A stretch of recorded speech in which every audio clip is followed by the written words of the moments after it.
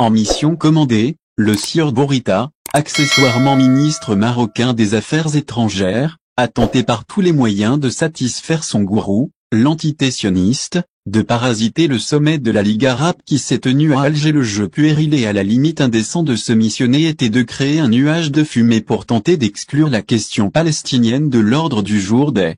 travaux. Pourtant, ce point est l'axe porteur de la rencontre d'Alger et tous les participants l'avaient retenu, lors de la réunion préparatoire des ministères des Affaires étrangères, comme priorité des travaux. Le Maroc, qui a choisi la voie de la soumission aux ordres et injonctions de l'entité sioniste, se devait de tout tenter pour, d'une part, satisfaire son gourou et d'une autre ne pas subir l'affront de défendre son acte d'allégeance à Israël et la normalisation de ses relations diplomatiques avec cette entité. Bourita a tout tenté depuis sa descente à l'aéroport d'Alger de s'attirer les projecteurs, de devenir la personnalité phare du sommet. En évoquant le manque d'égard lors de la cérémonie de son accueil par les officiels algériens, il voulait déjà provoquer l'incident diplomatique. Mais sa tentative avait échoué et il a été recadré par les organisateurs algériens qui avaient répondu en affirmant qu'ils s'étaient conformés au protocole mis en place par le secrétariat de la Ligue arabe. Par la suite, il s'est amusé à parcourir les couloirs du Centre international des conférences, au moment où il aurait pu être aux côtés de ses pairs arabes pour discuter de l'ordre du jour et débattre de la motion finale qui devait être soumise au sommet des chefs d'État. Il a quémandé des interviews aux journalistes présents pour se permettre des écarts à l'ordre du jour du sommet, unité des rangs arabes, question palestinienne, relance du rôle de la Ligue arabe, et pérorer sur les relations entre l'Algérie et le Maroc. C'était pour lui la feinte pour tenter de parasiter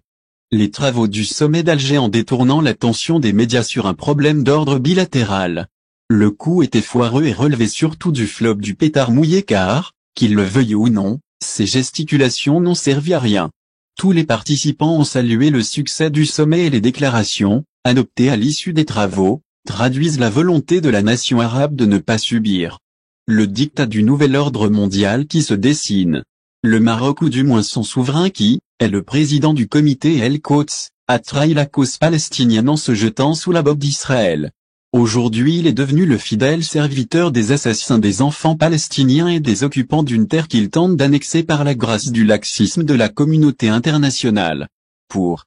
Rabat, Israël est l'exemple à suivre, voire à singer, car il lui offre les moyens illégaux et illégitimes pour tenter d'annexer les territoires de la République arabe sahraoui démocratique qu'elle occupe depuis 1975. En fait, les autorités algériennes n'ont pas été surprises par ce faux bond de la monarchie marocaine et le faux suspense entretenu sur la venue du roi n'abusaient que ceux qui ont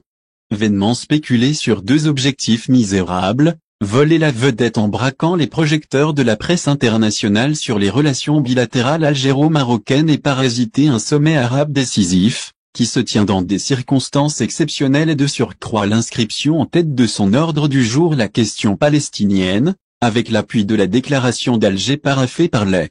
factions palestiniennes. En annonçant que Mohamed VI invitait le président Abdelmadjid Tebboune à se rendre au Maroc, Bourita croyait bêtement que c'était la botte secrète qu'il allait sortir de sa manche pour enterrer définitivement le sommet d'Alger. Mais son coup n'a pas marché, les travaux du sommet de la Ligue arabe se sont concentrés sur l'ordre du jour établi et adopté par la réunion des ministres des Affaires étrangères et qui était axé sur la question palestinienne et la relance du rôle de la Ligue arabe. Bourita ne pourra pas jubiler car sa mission a été un véritable échec et il pourra maintenant s'attendre à se voir tirer les oreilles par son nouveau maître,